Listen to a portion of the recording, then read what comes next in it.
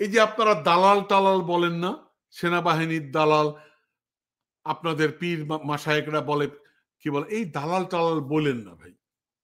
এই দালালি করে কিছু করি নাই ভাই, ঠিক আছে? এই দালালি করে সেনাবাহিনীর কাছ থেকে টাকা খাওয়ার জন্য দালালি করি না ভাই। আর সেনাবাহিনী ওই শেখ হাসিনার মতো সময় যেরকম ডিজিএফআই লোকরা টাকা দিত, এখন আর এই সুদিন নাই ভাই। সুতরাং বোকার মতো প্রশ্ন করবেন না, বোকার মতো করে মন্তব্য করবেন না, ঠিক আছে? 9 মাস চলে গেছে ভাই, ধান্দাবাজি করি নাই। 9 মাস চলে গেছে ভাই, তদবির করি নাই। 3 সপ্তাহের জন্য দেশে গেছি, আবারও হয়তো যাব। তদবির ধান্দাবাজি করি নাই ভাই, করি না ভাই। কিন্তু যারা পর্দার অন্তরালে ছিল, যাদেরকে কখনো পর্দাতে আনতে পারিনি, তারা কিন্তু দেশ থেকে চলে গেছে, যে ধান্দাবাজি করেছে, কোটি কোটি টাকার মালিক হয়েছে ভাই। শুধু তদবির বাণিজ্য করে মালিক হয়েছে ভাই। বিভিন্ন প্রতিষ্ঠানের চেয়ারম্যান হয়ে গেছে, বিভিন্ন প্রতিষ্ঠানের দায়িত্ব নিয়ে এনেছে ভাই, ঠিক আছে? আপোষ করিনি, কোনো অন্যায়ের কোনো কিছুর সাথে আপোষ করিনি। আপোষ যদি করি তাহলে আমার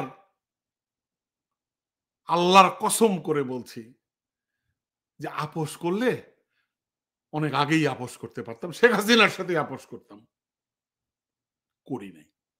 তো ভবিষ্যতেও কোনোদিন আপোষ করব না, কোনো অবস্থাতেই আপোষ করব না, ঠিক আছে?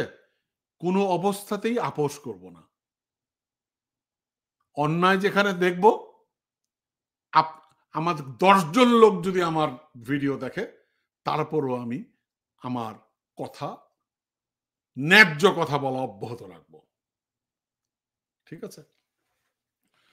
সো দর্শক, যে বিষয়টা পরবর্তীতে বলতে চাই, আপনি জানেন যে আমার সাথে, মানে আমি খুব অবাক হয়েছি। আমি অবাক হয়েছি এই জন্যই, আমি এই ছেলেদেরকে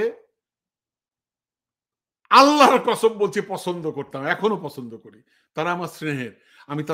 আমি বারবার একটা কথা বলি, এই ছেলেরা সাহসিকতার পরিচয় না দিলে হয়তো আমি বাংলাদেশে যেতে পারতাম না। আমি 13 বছর পর বাংলাদেশে গিয়েছি ভাই। এই আসিফ, হাসনাত, সার্জিসরা না থাকলে আমি বাংলাদেশে যেতে পারতাম না, এটা সত্য কথা।